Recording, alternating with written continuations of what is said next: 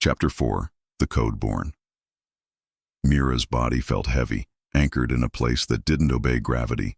When she forced her eyes open, the silver plains of the technoverse stretched in every direction, an endless sea of shifting tiles. Her chest still burned from the last echo of the sync. The hum had quieted, but the silence was worse. Empty. Watching. She pushed herself up on shaky legs. Her reflection glimmered faintly on the ground beneath her. A girl wrapped in lines of light, silver streaks in her hair glowing brighter than ever. She didn't know if she'd ever see her dorm room again. Movement stirred at the horizon. Figures emerged, not walking so much as assembling. Pixels cascading upward from the tiles, sketching outlines before filling in. Mira staggered back, her pulse spiking. They looked human at first glance.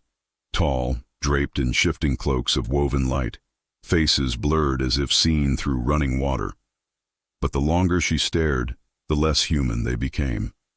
Their edges glitched, fractals folding inward, limbs reshaping slightly with each step. One raised a hand. Its voice rolled out in a tongue Mira didn't know, layered tones like multiple voices speaking at once. The sound made her ears ache, but the meaning somehow slipped directly into her mind. Not hostile, not enemy. The others echoed the phrase, not in repetition but in harmony, building a pattern. Their language wasn't sound. It was a structure of thought, nested codes that folded into themselves until her brain found a shape it could hold. "Who are you?" Mira asked. Her voice was small in the vast plain. The lead figure's cloak rippled, symbols flashing across it in quick bursts. Spirals, grids, a circle of silver light. Then the thought voice answered again. "We are the Codeborn, echoes of what came before flesh. Guardians of lost protocol."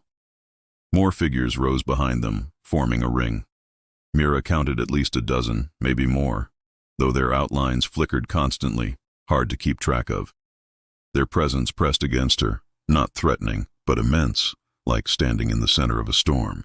The lead Codeborn stepped closer, tilting its blurred face toward her. "You hear the signal. You carry the thread. You were pulled to us." "I didn't choose this," Mira whispered, her throat tight. "I don't even know what's happening to me." The Codeborn pulsed faintly, light running down its limbs like quicksilver. "Choice comes. But first, truth." The tiles beneath Mira rippled, reshaping themselves into a lattice of glowing glyphs. Images formed in the air, fragments of cities crumbling, machines devouring themselves, towers of light falling into silence. A war she couldn't understand, but felt. A memory not hers. The Codeborn spoke again, their chorus soft, heavy with something like grief. "The world forgets. The signal does not. You are its vessel now." Mira hugged herself, overwhelmed, yet unable to look away. The truth pressed down on her, vast and terrifying. A civilization hidden in the circuits of another reality. A war written in the bones of code. And somehow she was tangled in it.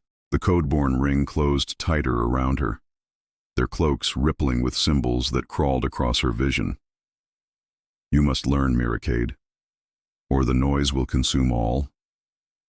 Their voices rose together, folding into a blinding lattice of sound and light.